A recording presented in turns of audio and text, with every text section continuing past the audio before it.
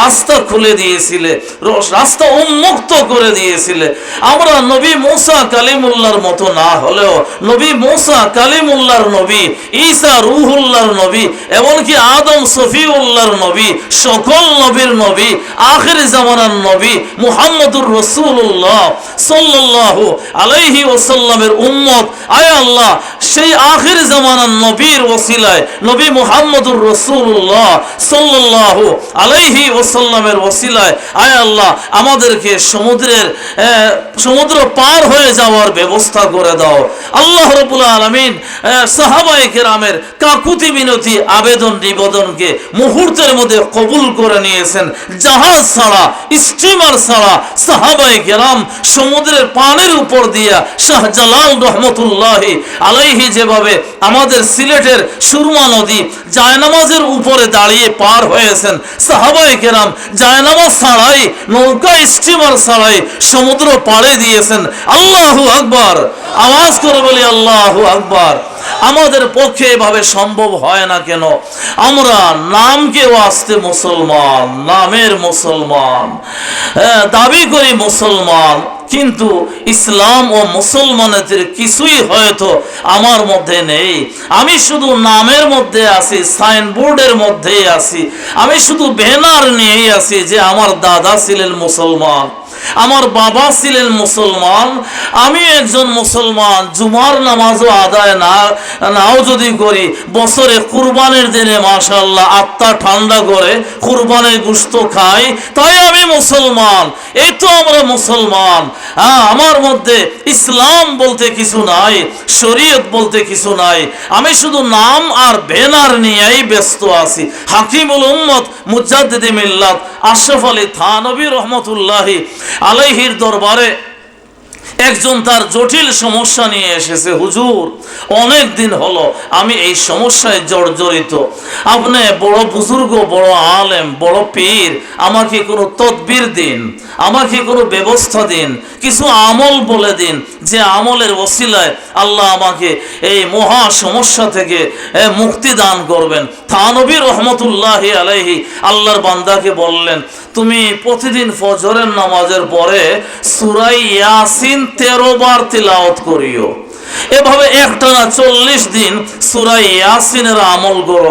আল্লাহর মেহেরবানিতে ইনশাআল্লাহ তোমার সমস্যার সমাধান হবে। জি হুজুর, ইনশাআল্লাহ আমি আমল করব। 40 দিন পরে আবার আল্লাহর বান্দা থানভী রহমতুল্লাহি আলাইহির দরবারে এসেছে। হুজুর, আপনি তদবির দিলেন প্রতিদিন ফজরের নামাজের পরে সূরা ইয়াসিন 13 বার পড়ার জন্য। আমি একটানা 40 দিন আমল করলাম, একদিনও গ্যাপ দেই নাই, কিন্তু আমার সমস্যার তো মোটেও সমাধান হয় নাই। থানভী রহমতুল্লাহি আলাইহি পেরেশান, অস্থির হয়ে গেলেন। কি ব্যাপার? আল্লাহর বান্দা টানা 40 দিন প্রতিদিন ফজরের নামাজের পরে 13 বার সূরা ইয়াসিন তিলাওয়াত করলো, তার সমস্যার মোটেও সমাধান হলো না। কি ব্যাপার? হয়তো তার তিলাওয়াতের মধ্যে জটিল সমস্যা আছে। তিলাওয়াতের মধ্যে অনেক সময় লাহনে জালি যাকে বলা হয়, জটিল সমস্যা হওয়ার কারণে নামাজ পর্যন্ত ফাসিদ হয়ে যায়, নষ্ট হয়ে যায়। হয়তো তার তিলাওয়াতের মধ্যে জটিল কোনো সমস্যা আছে। থানভী রহমতুল্লাহি আলাইহি বললেন, আল্লাহর বান্দা, তুমি সূরা ইয়াসিন কিভাবে তিলাওয়াত করো, আমাকে একটু তিলাওয়াত করে শোনাও তো। হুজুর, সূরা ইয়াসিন 13 বার তিলাওয়াত করে এটা কোনো ব্যাপার হলো? আমি প্রতিদিন ফজরের নামাজের পর ইমাম সাহেব দোয়া করার পরই শুরু করি, মসজিদের গেট পার হওয়ার আগেই সূরা ইয়াসিন 13 বার শেষ হয়ে যায়। কিভাবে পড়ো আমাকে শোনাও। এই তো হাতে গুনে গুনে ইয়াসিন ইয়াসিন ইয়াসিন ইয়াসিন ইয়াসিন ইয়াসিন ইয়াসিন ইয়াসিন ইয়াসিন ইয়াসিন ইয়াসিন ইয়াসিন ইয়াসিন, এই তো 13 বার হয়ে গেল। ইন্নালিল্লাহ। ভিতরে ঢুকে নাই, কামের দিকে যায় নাই, শুধু নাম নিয়েই ব্যস্ত। জ্বর হয়েছে, 3 দিনে 9 বেলা নাপা ট্যাবলেট খাওয়া লাগবে। নাপা নাপা নাপা নাপা নাপা নাপা নাপা নাপা, বাস জ্বর কমে গেছে, তাই না? পেটে সমস্যা, বারবার যাওয়া লাগছে বাথরুমে, ফিলমেট ফিলমেট ফিলমেট। 100 বার বললে কি পেটের সমস্যার সমাধান হবে? আল্লাহর বান্দা সূরা ইয়াসিন এভাবে সে দৈনিক 13 বার তিলাওয়াত করেছে, সে কামের দিকে যায় নাই, শুধু নাম নিয়েই ব্যস্ত ছিল। ঠিক তেমনি ভাবে আমরাও ইসলাম আর মুসলমানেদের শুধু শুধু নাম নিয়েই ব্যস্ত আছি, কামের দিকে আমরা নাই। প্যারে হাজিরিন, আল্লাহর হাবিব জানে দু আলম পয়গম্বর ইসলাম সাল্লাল্লাহু আলাইহি ওয়াসাল্লাম এই উম্মতকে জাহান্নামের কিনারা থেকে উদ্ধার করার জন্য নিজের জীবন বিসর্জন দিয়েছেন। উদ্দেশ্য একটাই, কিভাবে এই উম্মতকে জাহান্নামের কিনারা থেকে উদ্ধার করা যায়, কিভাবে জান্নাতের পথিক বানানো যায়। আল্লাহর নবী নামাজে দাঁড়িয়েছেন, আল্লাহর নবী কাবা শরীফের সামনে নামাজে দাঁড়িয়েছেন, সিজদায় লুটে পড়ে সুবহান রাব্বিয়াল আলা, সুবহান রাব্বিয়াল আলা, সুবহান রাব্বিয়াল আলা বলে বলে আল্লাহ রাব্বুল আলামিনের প্রশংসার গান গাইতেছেন। এমনই সময় আরবের জালেমেরা, মক্কার জালেমেরা উটের পচা নাড়ি ভুঁড়ি নবীজির পিঠের উপরে ঢেলে দিয়েছে। ময়লা আবর্জনার স্তূপ নবীজির পিঠের উপরে ঢেলে দিয়েছে। আল্লাহর নবীকে কত নির্যাতন নিপীড়নের শিকার করেছে। আল্লাহর নবী বিশ্বের শ্রেষ্ঠ মানব নবী মুহাম্মদুর রাসূলুল্লাহ সাল্লাল্লাহু আলাইহি ওয়াসাল্লাম, যিনি আরশে আজিমের মেহমান, তিনাকে মক্কার কাফের মুশরিকেরা পাগল বলেছে, জাদুকর পর্যন্ত বলেছে। সেই নবী মুহাম্মদুর রাসূলুল্লাহ সাল্লাল্লাহু আলাইহি ওয়াসাল্লাম উহুদের ময়দানে দান্দাল মুবারক শহীদ করেছেন। উহুদের ময়দানে মাথা দিয়ে তীর বল্লম পর্যন্ত ঢুকিয়েছেন। তায়েফের ময়দানে মাথা থেকে নিয়ে পা পর্যন্ত রক্তে রঙিন হয়েছেন। এত বিসর্জন, এত কুরবানি, এত কুরবানি, উদ্দেশ্য একটাই, আমার উম্মত যেন জাহান্নামের কিনারা থেকে মুক্তি লাভ করে জান্নাতের পথিক হয়ে যায়, জান্নাতের বাসিন্দা হয়ে যায়। ভাই দোস্তর বুজুর্গ, বিশ্বের সব নবী রাসূলগণ উম্মতের জন্য পেরেশান, অস্থির ছিলেন, উম্মতের প্রতি দয়াবান, মেহেরবান ছিলেন।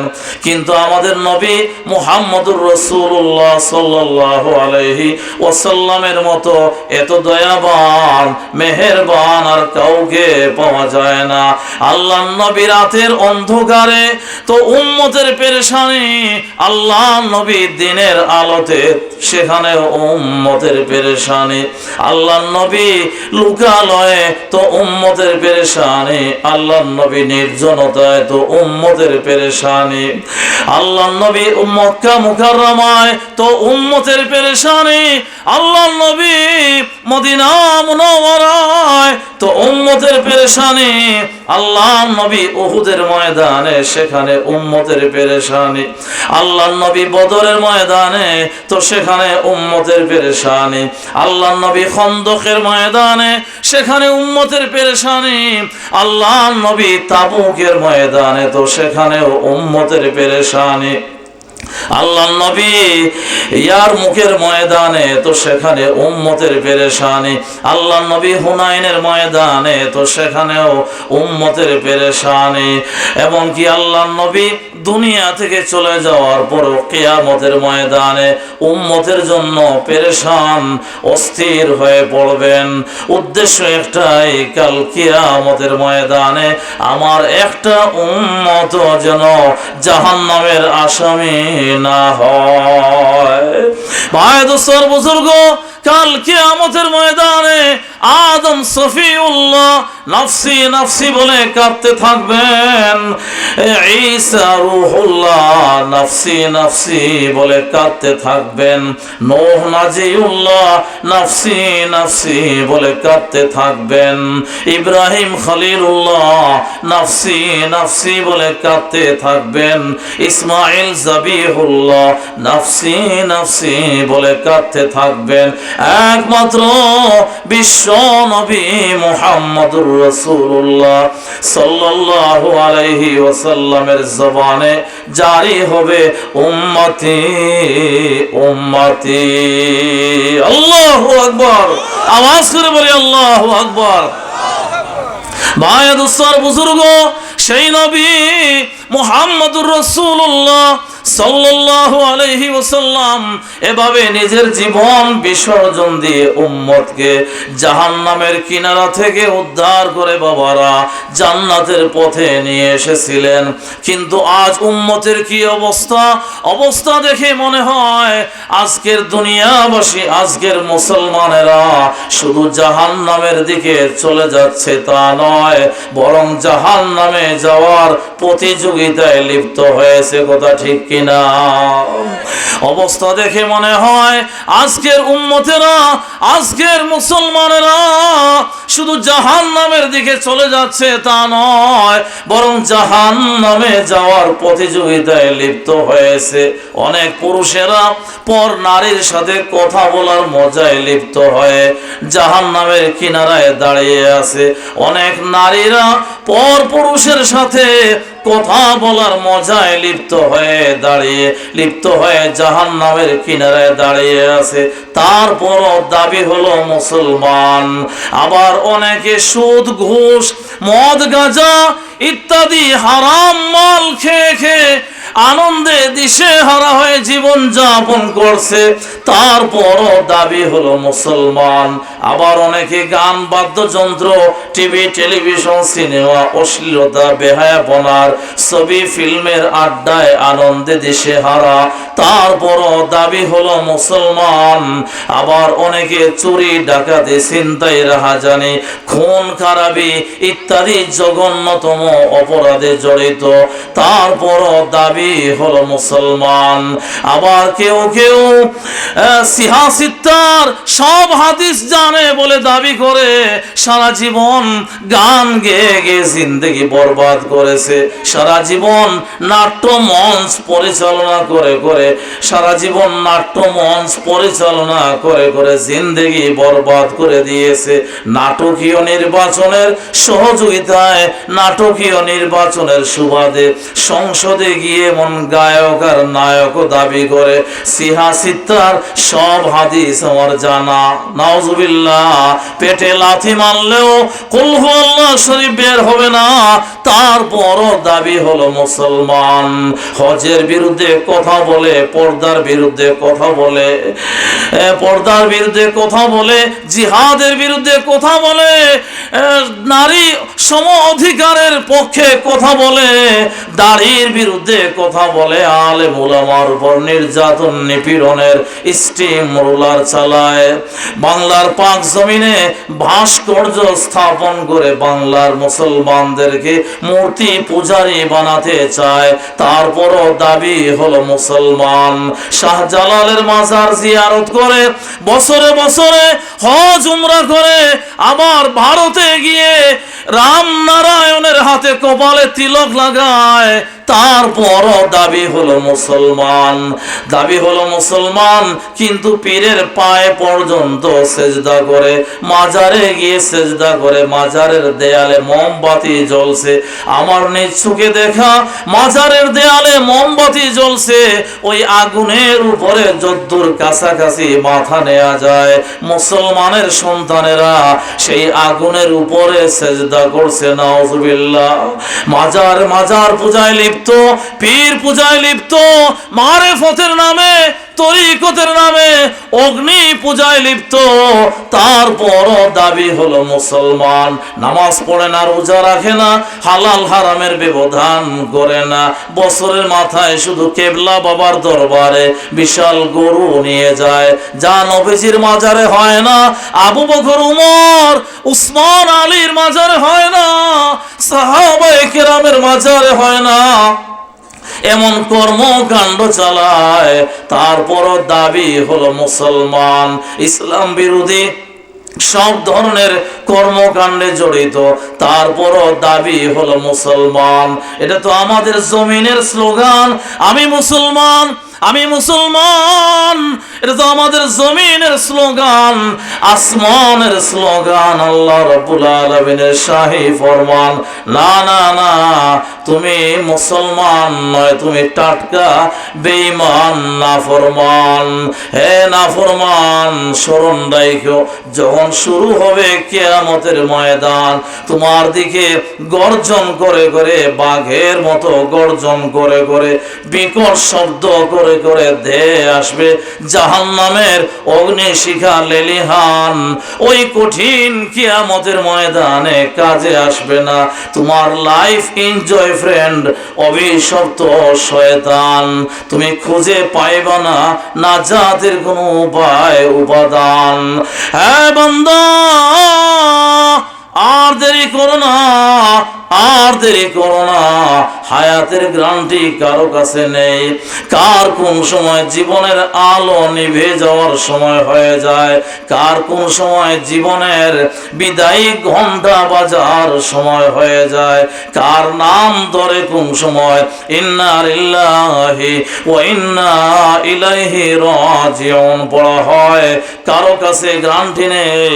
হ্যাঁ বান্দা, আর দেরি করো না, আর দেরি করো না। তুমি এক্ষুনি হয়ে যাও সাচ্চা পাক্কা মুসলমান।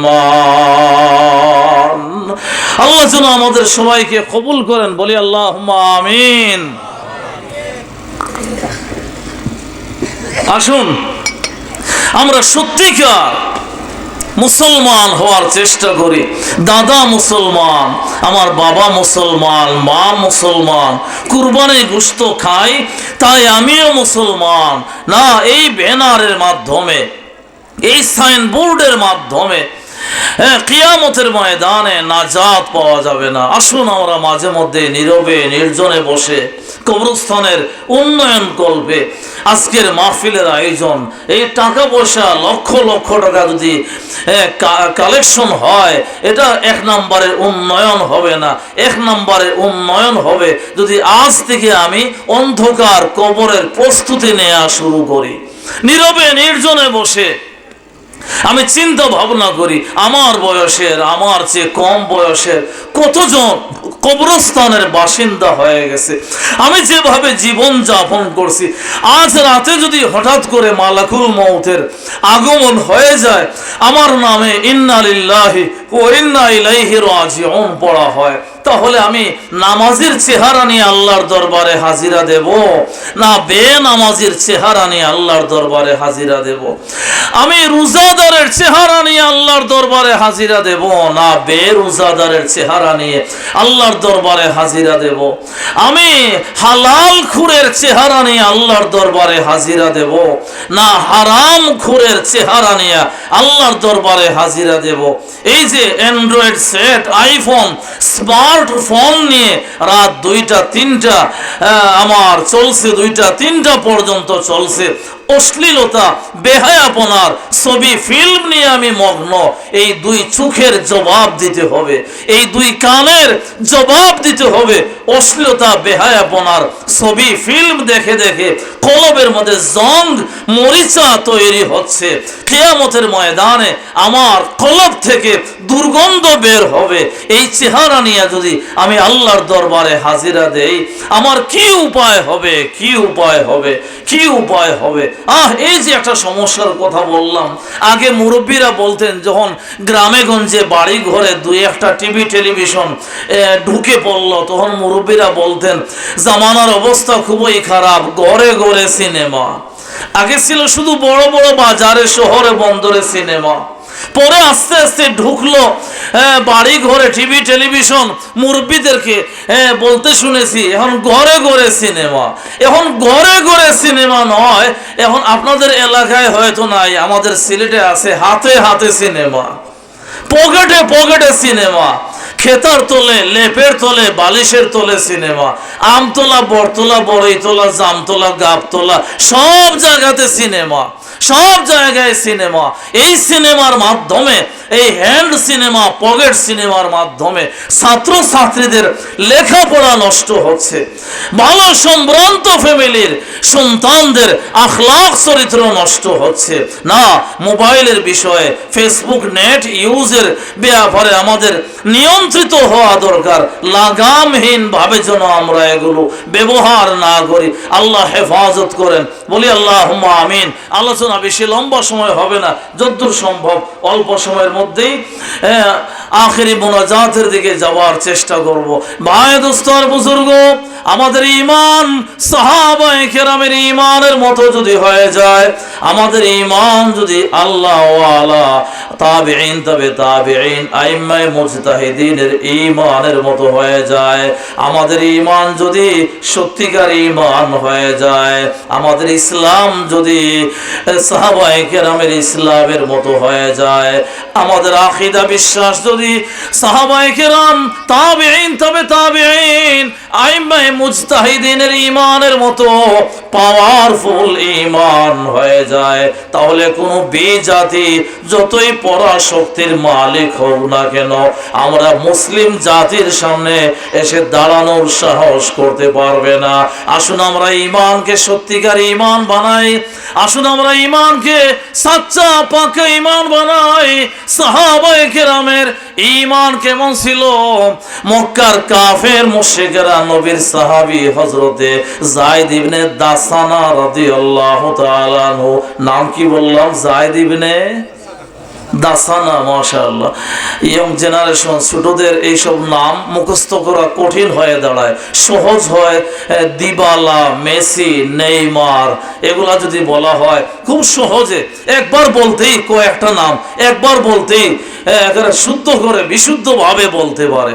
কিন্তু সাহাবায়ে কেরাম, নবীদের নাম, ওলি বুজুর্গদের নাম যদি বলা হয়, এগুলা উচ্চারণ করা মুশকিল হয়ে দাঁড়ায়।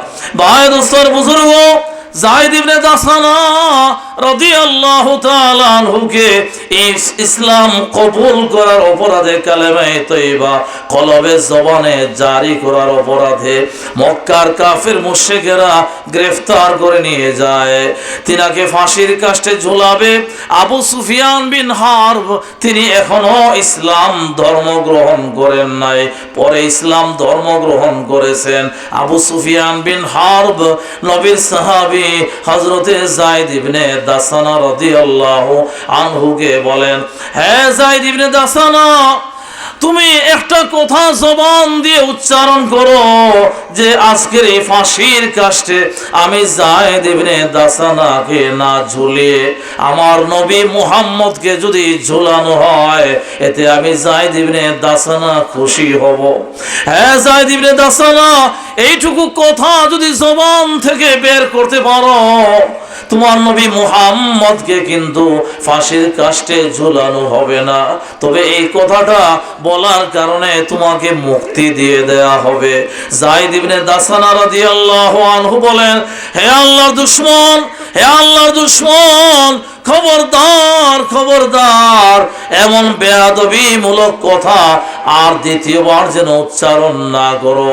কি বলছো? আমি এই কথা জবান দিয়ে বলবো যে আমাকে ফাঁসির কাস্টে না ঝুলিয়ে আমার নবীকে যদি ফাঁসির কাস্টে ঝুলানো হয়, এতে আমি খুশি হব। না না না, এমন বেয়াদবিমূলক কথা বলা সম্ভব নয়, মেনে নেওয়া সম্ভব নয়, এইটুকু কথাও তো মানা সম্ভব নয়। কেউ যদি আল্লাহর নবীকে ফুলের তোড়া দিয়ে আঘাত করতে চায়, আল্লাহর নবী নিজ ঘরে বসা, এমন এই সময় সামান্য একটি কাঁটা যদি নবীর পায়ে লাগে, এইটুকু আঘাত, এইটুকু কষ্ট আমি যায়েদ ইবনে দাসানার পক্ষে সহ্য করা সম্ভব হবে না। আবু সুফিয়ান, বেতে আমি ফাঁসির কাস্টে ঝুলতে রাজি, ফাঁসির কাস্টে ঝুলতে রাজি, তারপরও আল্লাহর শানে, নবীর শানে বেয়াদবি করতে পারবো না, কোরআনের অবমাননা করতে পারবো না। তারাই তো সত্যিকার মুসলমান ছিলেন। আল্লাহ তাদের কাছে এক নম্বরে রসুলের মহব্বত, কোরআনের মহব্বত ছিল 1 নাম্বার, আমার কাছে নেতা নেত্রীর মহব্বত 1 নম্বরে, আমার কাছে রাজনীতি, পেশা নীতি, আইন নীতি 1 নম্বরে। আমি আপনাদের রাজনীতি নিষেধ করছি না, নেতা নেত্রীর সাথে অবস্থান নিষেধ করছি না, তবে মন মানসিকতা বানাতে হবে। আমার কাছে নেতা নেত্রী 1 নম্বরে নয়, রাজনীতি 1 নম্বরে নয়। হ্যাঁ, আমি এই দল করি, এই রাজনীতি করি, তবে আমার রাজনীতির কোনো প্ল্যান প্রোগ্রাম, আমার নেতা নেত্রীর কোনো প্ল্যান প্রোগ্রাম যদি আল্লাহর বিরুদ্ধে চলে যায়, রসুলের বিরুদ্ধে চলে যায়, এই সময় আমি আল্লাহকে মানবো, রসুলকে মানবো, আলেম উলামার ফতোয়া গ্রহণ করব, নেতাকে মানবো না, নেত্রীকে মানবো না। এমনকি জন্মদাতা মা বাবা পর্যন্ত যদি আল্লাহর বিরুদ্ধে, রসুলের বিরুদ্ধে, হজের বিরুদ্ধে, পর্দার বিরুদ্ধে, জিহাদের বিরুদ্ধে, ইসলামের কোন নীতিমালার বিরুদ্ধে চলে যান, আমি আবার মা বাবাকে লাথি মারবো, কিন্তু আল্লাহ ও রাসূলের মহব্বতকে জবান থেকে, কলব থেকে মুছতে পারবো না। আল্লাহু আকবার, আওয়াজ করে বলি আল্লাহু আকবার। আল্লাহ মহব্বতের সাথে আল্লাহ, আল্লাহ, আল্লাহ, আল্লাহ, আল্লাহর মহব্বতকে অন্তরে স্থান দিতে হবে। প্যারে হাজিরিন, সিদ্দিক আকবর রাদিয়াল্লাহু তাআলা আনহু ইসলামের প্রথম খলিফা, নবীর প্রধান সাহাবী, মুরব্বী সাহাবী, কেমন আশিকে রাসূল ছিলেন হযরতে আবু বকর সিদ্দিক রাদিয়াল্লাহু আনহু। তিনার বাবার নাম আবু কুহাফা। আবু কুহাফা তখনও পর্যন্ত মুসলমান হন নাই। মুসলমান হওয়ার আগের ঘটনা, একদিন বাবা আবু কুহাফা আবু বকরের সামনে, ছেলে আবু বকরের সামনে আল্লাহর নবীর শানে মারাত্মক পর্যায়ের বেয়াদবিমূলক কথা বলে ফেলছেন। আবু কুহাফা নবীর শানে কটাক্ষ করেছেন। আবু বকর রাদিয়াল্লাহু তাআলা আনহু সহ্য করতে পারেন নাই, সহ্য করতে পারেন নাই। বাবা বলে খাতির করেন নাই, সাথে সাথে কঠোরভাবে শাসন করেছেন। আল্লাহর নবী আবু বকরের এই গরম মেজাজ, এই কঠোর শাসন দেখে বললেন, হে আবু বকর, কি ব্যাপার, তুমি তোমার জন্মদাতা বাবার সাথে এমন আচরণ করলে কেন? তোমার জন্মদাতা বাবা বেয়াদবি করেছে, আমি রসুলের শানে কটাক্ষমূলক কথা বলেছে, তুমি সন্তান হয়ে এমন কঠোর আচরণ করলে কেন? তুমি সন্তান হয়ে এভাবে কেন প্রতিবাদ করলে? আবু বকর রাদিয়াল্লাহু আনহু বলেন, ইয়া রাসূলুল্লাহ, ইয়া হাবিবাল্লাহ, আমার কাছে আমার জন্মদাতা বাবা মা 1 নম্বরে নয়, আমার কাছে আল্লাহ ও রাসূল হলেন 1 নাম্বার। ইয়া রাসূলুল্লাহ, ইয়া হাবিবাল্লাহ, ওই সময় তো আমার কাছে তলোয়ার ছিল না, ওই সময় যদি আমার কাছে তলোয়ার থাকতো গো নবী, আমি তলোয়ার দ্বারা সাথে সাথে জন্মদাতা বাবার গর্দান উড়িয়ে দিতাম। আল্লাহু আকবার, আওয়াজ করে বলি আল্লাহু আকবার। কেমন ছিল তাদের ইশক মহব্বত! সেই আবু বকর সিদ্দিক রাদিয়াল্লাহু আনহু, ইসলামের প্রথম দিকের ঘটনা। আবু বকর সিদ্দিক রাদিয়াল্লাহু আনহু হারম শরীফে দাঁড়াইয়া, কাবা ঘরের সামনে দাঁড়াইয়া ইসলামের প্রথম খুতবা দেয়া শুরু করেছেন। আলহামদুলিল্লাহ নাহমাদুহু ওয়া নাস্তাইনুহু ওয়া নাস্তাগফিরুহু ওয়া নাউযু বিল্লাহি মিন শুরুরি আনফুসিনা ওয়া মিন সাইয়্যাতি আমালিনা বলে বলে ইসলামের প্রথম খুতবা খানায়ে কাবার সামনে, বিজওয়ারিল কাবা, খানায়ে কাবার সামনে দাঁড়িয়ে ইসলামের প্রথম খুতবা যে দেয়া শুরু করেছেন।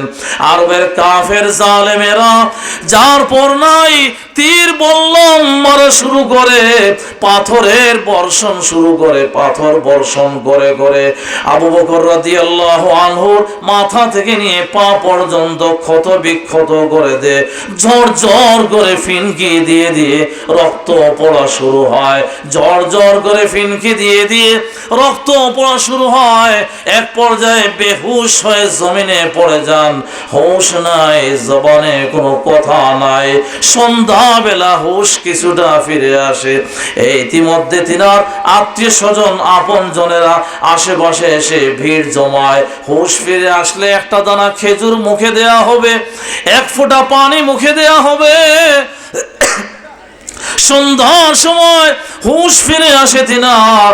সন্ধ্যার সময় যখন হুশ ফিরে আসে, হুশ ফিরে আসার পরে তিনার জবানে প্রথম যে কথাটা জারি হয় সেই কথা হলো, আমার কলিজার টুকরো নবী মুহাম্মদ কোন অবস্থায় আছে।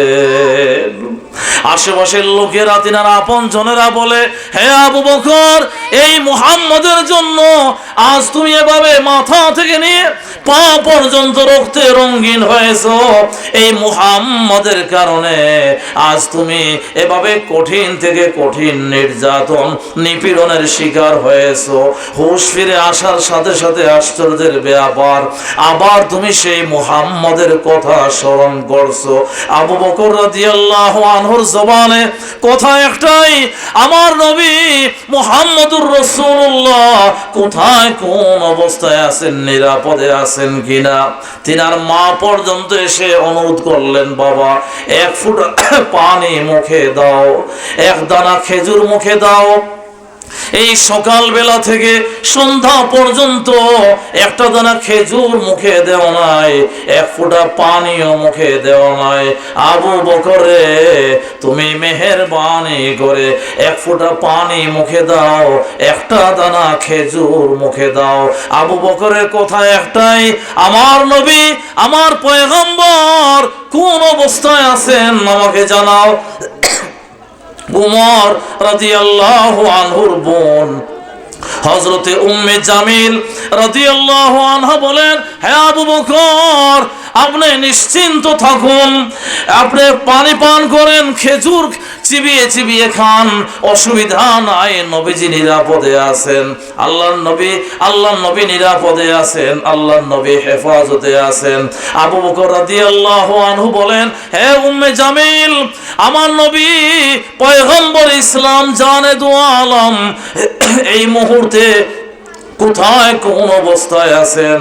উম্মে জামিল রাদিয়াল্লাহু আনহা বলেন, এই মুহূর্তে আল্লাহর নবী হযরতে আরকাম রাদিয়াল্লাহু আনহু, যাকে আমরা দারে আরকাম বলি, এই মুহূর্তে আল্লাহর নবী হযরতে আরকাম রাদিয়াল্লাহু আনহুর ঘরে নিরাপদভাবে অবস্থান করছেন।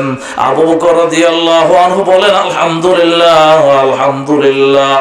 তখন বলা হলো, তাহলে যেহেতু খুশখবরি শুভ সংবাদ শুনলেন, তাহলে এখন একটু পানি মুখে দেন, খেজুরের দানা মুখে দেন।